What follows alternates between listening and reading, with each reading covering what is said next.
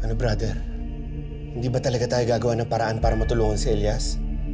Hindi niya kabisado yung lugar na to. Kung gusto mo sumugod, brother, tara na. Tara. Sasama po ako sa inyo. Tulungan ko po kayo. Ano ba? Tumigil nga kayo? Hindi niyo ba alam kung gaano kahalang ang bituka ng mga kalaban? Hindi papayag si Elias na may mapahamak isa man sa inyo. Pero Nay, wala po ba talaga tayo kayang gawin? Sa akin nga pinakamasakit, hindi ba? Yung alam ko na yung anak ko nasa bingit ng kamatayan. Pero may isang bagay na hindi ako binibigo na pwede ko itulong sa anak ko. Ano yun? Magdadasal tayo.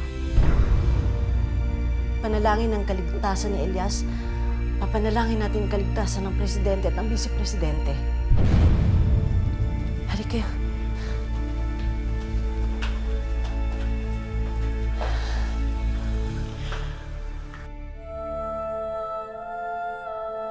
Aming Panginoon, muli po kaming dumudulog sa inyo.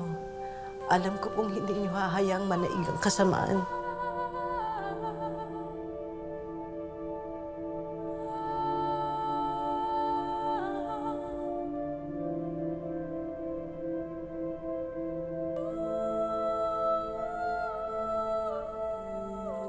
Ilayo niyo ho sa kapahamakan sina Elias.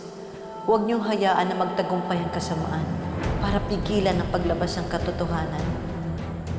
Huwag niyo pong hayaang manaig ang kasamaan, Panginoon. Gabayan niyo po si Elias at si President Salvacion.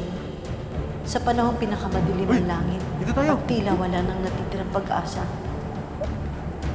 Tila mas madaling sumuko at manahimik na lamang. Bigyan niyo po kami ng lakas lumaban.